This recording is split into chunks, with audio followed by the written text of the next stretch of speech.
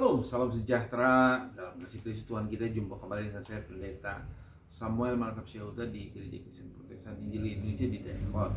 Selamat pagi jemaat yang terkasih. Ini adalah tanggal 12 ya, bulan Juni tahun 2022. Kita masuki minggu kedua. Mari kita siapkan hati kita untuk masuk ibadah. Naikkan sebuah lagu sudah yang ini udah lama lagu ini. Mari kita naikkan pujian.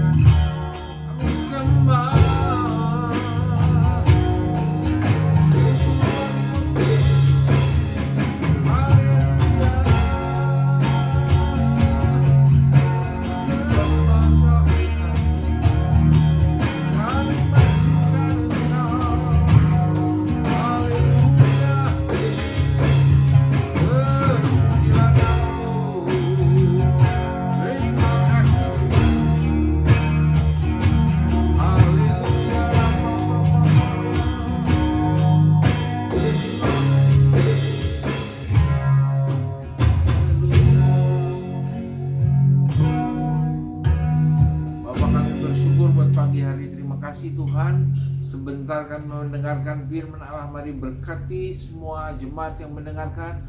Urapi hamba-Mu yang punya kekurangan kelemahan ini agar bisa menyampaikan isi hati-Mu Tuhan. Mari pimpin kami semua Tuhan, agar kami sungguh-sungguh Tuhan melakukan firman Tuhan. Terima kasih Tuhan, dalam nama Yesus. Mari semua yang siap mendengarkan firman Tuhan katakan amin.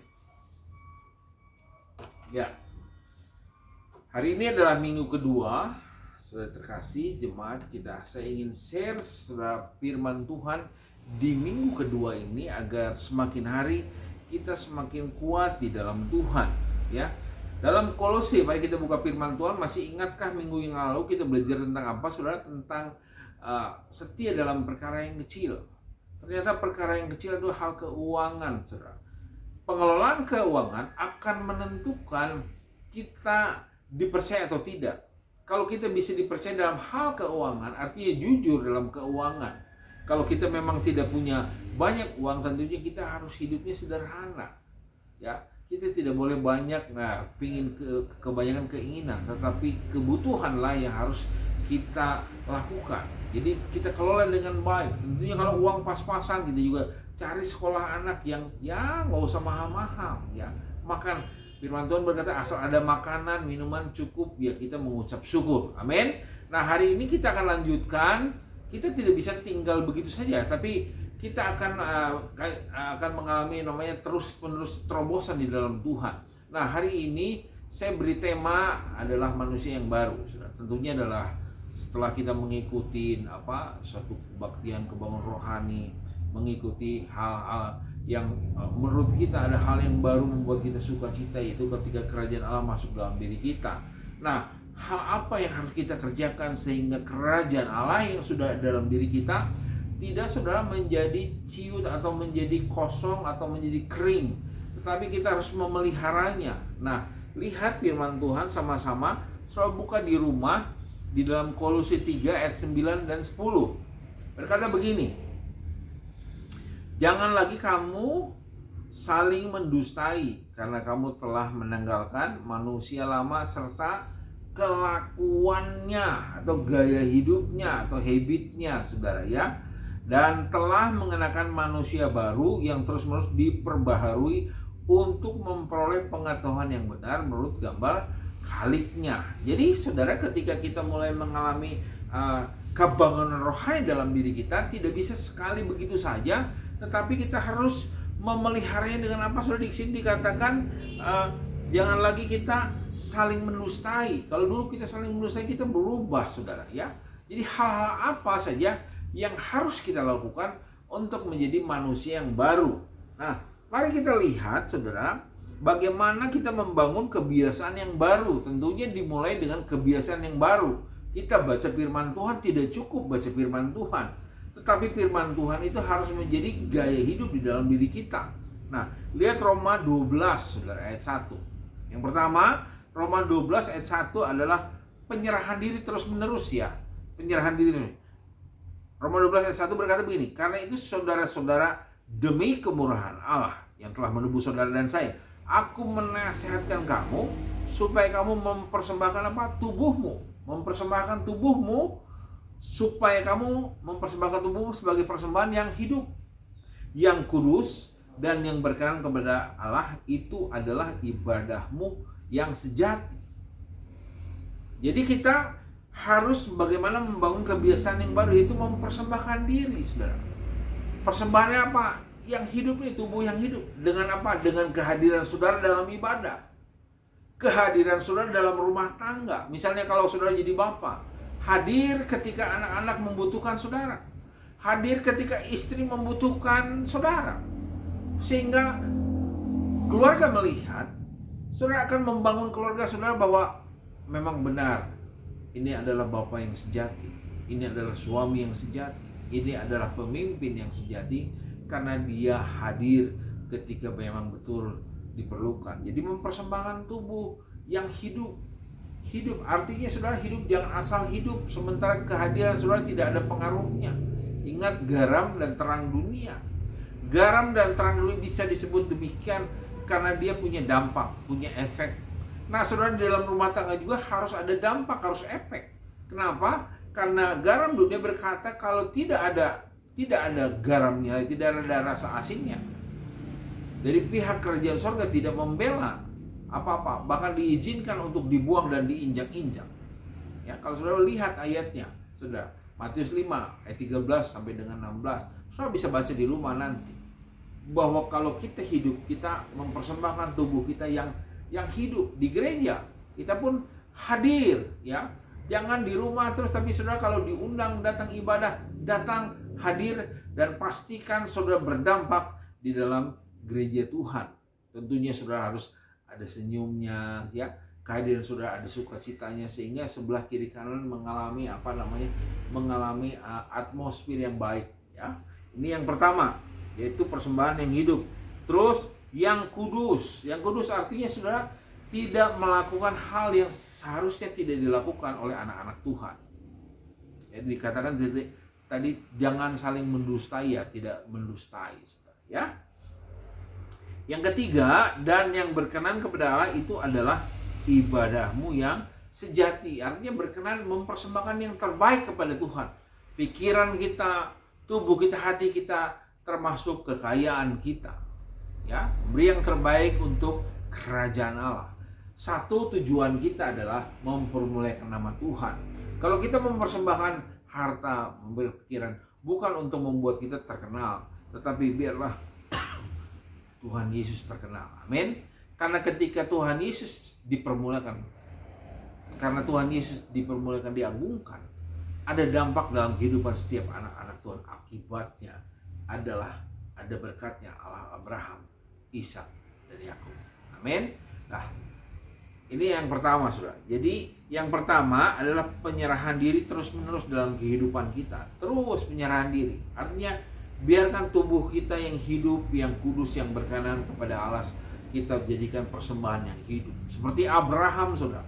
Dimanapun dia sebelum dia mendapatkan anaknya Ishak, dia setiap kali datang pada Tuhan, dia bawa persembahan, saudara. Dia bawa kambing, dia bawa domba, dia bawa bakar-bakaran yang terbaik, ya. Dia selalu berdoa, dia memberikan persembahan. Artinya, saudara, dalam kehidupan ketika kita datang kepada Tuhan, jangan dengan tangan kosong. Berikan persembahan, ya, kepada Tuhan, sehingga Allah memperhatikan hidup saudara. Karena firman Tuhan berkata, di mana hartamu, di situ hati. Hati akan menunjukkan di mana harta saudara. Ya.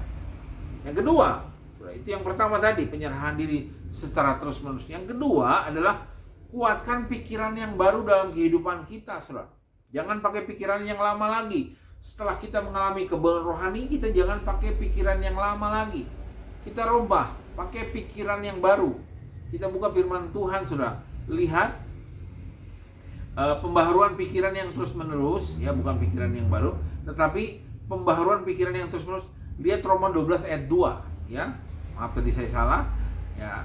Dikatakan begini, janganlah kamu menjadi serupa dengan dunia ini, tetapi berubahlah oleh pembaharuan budimu, sehingga kamu dapat membedakan manakah kehendak Allah, apa yang baik, yang berkenan kepada Allah, dan yang sempurna. Sudah pernah diajarkan doa Bapa kami, itulah kehendak Allah. Kehendak Allah di dalam Tuhan adalah dikatakan, Our Father in heaven, your kingdom come, your will be done.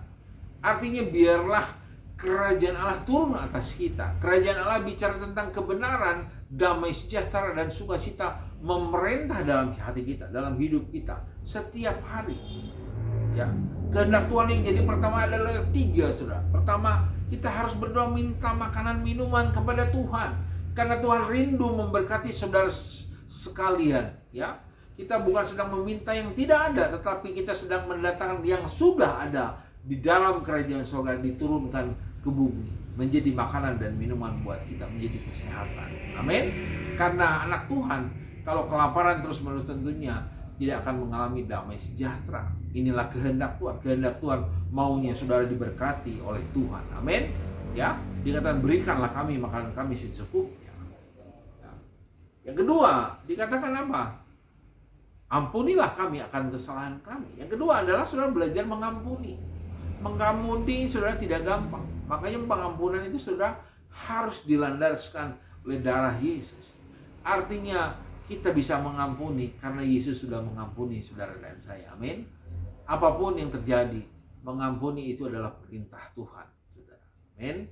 Kalau istri kita salah, anak kita salah, mungkin kita lepaskan pengampunan. Siapapun kepada kita yang bersalah, lepaskan pengampunan seperti Bapa mengampuni kita, demikianlah kita mengampuni sesama kita. Amin. Karena Efesus 6 berkata, musuh kita bukan darah dan daging. Musuh kita adalah roh-roh jahat, pemerintah-pemerintah, penguasa-penguasa di udara. Mari kita ikat roh-roh kuat sehingga penguasa, atmosfer yang menghalangi pertumbuhan rohani di dalam rumah tangga, di dalam hidup kita, yang suka biasanya dusta, ditengking di dalam nama Yesus. Dengan apa? Darah Yesus yang telah melakukan dahulu untuk kita. Dia telah menang, turun ke dalam kerajaan maut dan bangkit. Itu kita yang lebih dari pemenang, makanya kita bisa hidup di dalam Kristus. Yesus bilang, di luar aku kamu tidak bisa berbuat apa-apa. Artinya kita harus hidup di dalam Yesus. Ketika kita hidup di dalam Yesus, kita akan mengalami banyak kemenangan, karena Yesus yang melakukan di dalam kita. Jadi yang pertama tadi, beri makanan agar kita mengalami kesehatan, kekuatan, diberkati oleh Tuhan. Yang kedua, pengampunan penting, saudara. Kalau saudara hingga saat ini belum mengampuni saudara-saudara yang seiman, atau saudara yang tidak seiman mungkin menyakiti saudara, mari lepaskan pengampunan. Ini bukan masalah saudara sakit hati atau tidak. Ini masalahnya kerajaan Allah. Kerajaan Allah bicara tentang kebenaran. Biarlah kebenaran itu memerdekakan saudara, sehingga saudara yang sakit disembuhkan dalam nama Yesus. Apapun sakit penyakitmu saat ini, kalau engkau sedang sakit, biarlah kebenaran itu, kerajaan Allah, kebenaran akan memerdekakan engkau dan akan memulihkan engkau. Ketika engkau lakukan firman Tuhan, maka kebenaran itu akan memerdekakan saudara. Kalau saudara sakit, maka saudara akan dipulihkan, disembuhkan, karena tidak pernah gagal firman Tuhan. Tuhan Yesus mengajarkan, perintahkan, dikatakan, ajarlah mereka melakukan segala sesuatu yang telah kuperintahkan. Seperti Yesus mengajarkan, sembuhkanlah orang sakit. Maka apapun yang terjadi, Tuhan pasti menyembuhkan setiap anak-anak Tuhan yang melepaskan pengampunan. Amin. Jangan sampai tunggu telat, saudara. Tapi mumpung kita lagi bisa, mumpung kita lagi muda, mumpung kita masih sehat, lepaskan pengampunan. Amin. Yang ketiga, dikatakan kehendak Allah. Saudara, saya pernah ajarkan adalah apa, saudara? Janganlah membawa kami ke dalam pencobaan, tapi lepaskanlah kami dari penjara, karena Engkaulah yang punya kerajaan. Artinya apa? Keinginan-keinginan kita biasanya menjadi pencobaan. Kita ingin mobil baru, ingin kendaraan baru, ingin apa sih yang baru-baru semua, ya, sehingga itu sebenarnya tidak sesuai dengan kehendak Tuhan. Nah, ketika kita bilang, janganlah membawa kami ke dalam pencobaan, Tuhan mari bukakan pikiranmu, sehingga kau diperbaharui terus, tinggal di dalam perubahan pikiran. Jadi kita tidak sama lagi dengan dunia, tapi berubah oleh pembaharuan budi. Yaitu apa? Yesus katakan hidup tuh harus sesuai dengan firman Tuhan. Ketika kita hidup mengukur diri kita sesuai dengan Tuhan Yesus, maka akan mengalami pertolongan Tuhan, karena hidup Yesuslah yang kita hidupi. Ketika kita hidup di dalam Yesus, tidak ada pikiran-pikiran, keinginan-keinginan yang menguasai kita, keinginan manusia, tetapi selalu keinginan Allah, selalu kebenaran, selalu damai sejahtera dan sukacita oleh Roh Kudus. Ingat, libatkan Roh Kudus senantiasa. Akar Roh Kudus itu roh penghibur, roh yang mengajar, roh yang memimpin kita dalam keseharian kita, hidup di dalam kehidupan kita, baik dalam rumah tangga maupun dalam usaha. Inilah saudara, di dalam pembaharuan pikiran yang terus menerus, ya. Hal yang ketiga dikatakan, kuatkan pikiran yang baru. Kalau tadi pembaharuan pikiran yang terus menerus, sekarang kuatkan pikiran-pikiran yang baru, dikuatkan.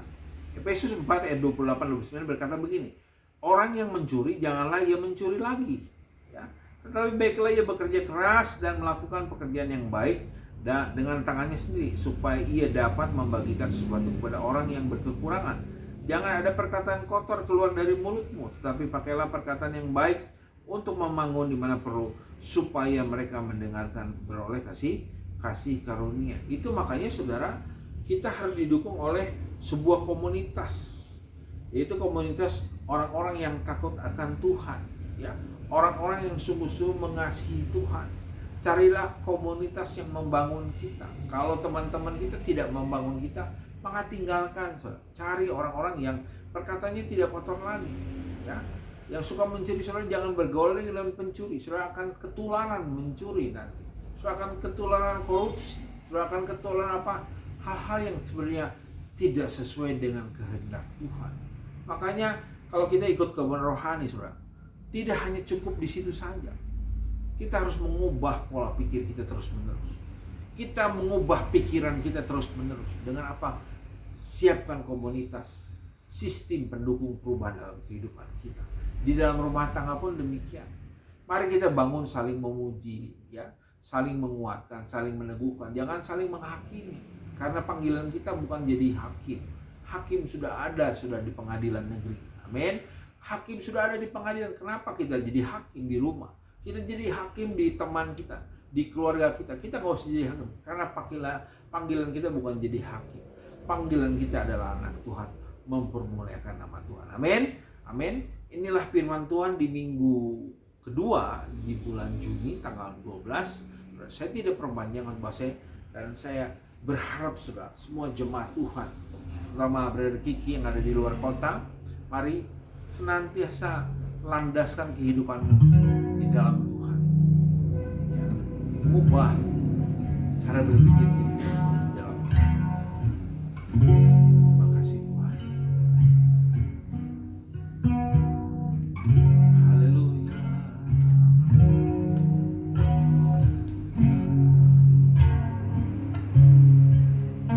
Oh betapa indahnya bila selalu bersamanya, damai sejahtera dalam hidupku. Hanya Yesus yang sanggup hapuskan mata, jadikan hidupku berarti.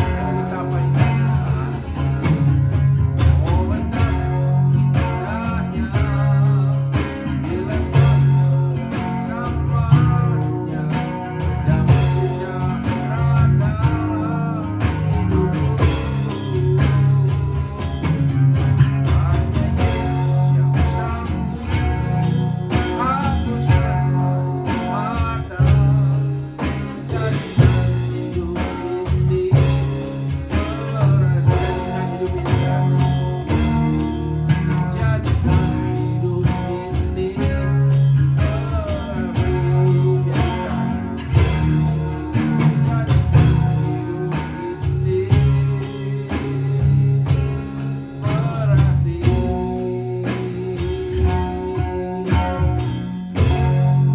Bapak, kami bersyukur buat pagi hari ini Tuhan, di minggu kedua di bulan Juni Tuhan.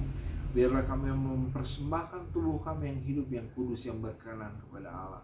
Melalui Tuhan perubahan gaya hidup kami, mengubah kebiasaan kami yang dulu suka berdosa tidak berdusta lagi, mengubah pola pikir kami, budi pekerti kami sehingga kami sesuai dengan kebenaran firman Tuhan, mengubah komunitas yang biasanya selalu berbohong. Kita cari komunitas yang tidak suka berbohong, tapi komunitas yang sungguh-sungguh saling terbuka, saling menguatkan, saling meneguhkan, baik di rumah tangga, di dalam dunia usaha maupun dimanapun berada.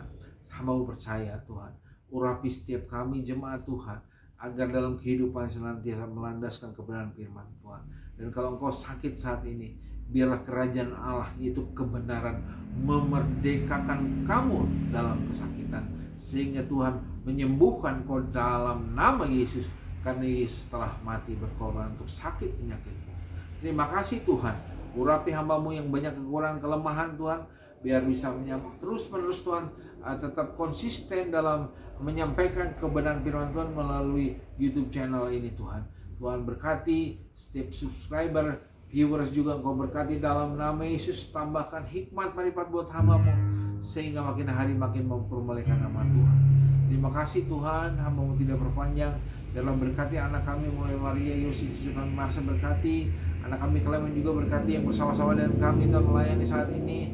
Berkati juga anak kami Elia dalam kuliahnya, mari sembuhkan Tuhan, biar dia pulih, bugar kembali tubuhnya Tuhan, dalam nama Yesus. Berdoa juga Tuhan buat jemaat Tuhan yang kami layani, keluarga Andri, Tuhan, keluarga Desi juga berkati dalam nama Yesus, anaknya Pio dan adiknya berkati dalam nama Yesus. Berdoa juga buat keluarga Tuhan Shalom Tuhan, Jojo dia Bapak, keluarga Yohan ya Bapak, dalam nama Yesus. Baik Michael juga engkau berkati dalam nama Yesus. Brother Kiki yang mungkin sekarang berada di Jawa Tengah atau Jawa Timur, engkau berkati dimanapun berada. agar dia kuat di dalam Tuhan. Tuhan katakan jangan engkau khawatir, tapi biarlah serahkan semua bisnismu di dalam Tuhan, sehingga Tuhan memberkati kehidupanmu. Berkati dia pergi pulang sehat dan kuatkan. Terima kasih Tuhan. Biarlah Tuhan kami serahkan semua bangsa negara kami kepadamu Tuhan. Tengah kami kiri kanan muka belakang, berkati Tuhan, agar semakin hari semakin terus Tuhan di dalam kebenaran Tuhan. Terpujilah namamu Tuhan. Dan kami perlaskan doa ini di dalam nama Bapa, Anak, dan Roh Kudus, itu dalam nama Yesus. Dalam nama Yesus, mari semua yang telah mendengarkan firman Tuhan dan siap melakukan firman Tuhan katakan amin. Tuhan Yesus memberkati kita semua. Haleluya.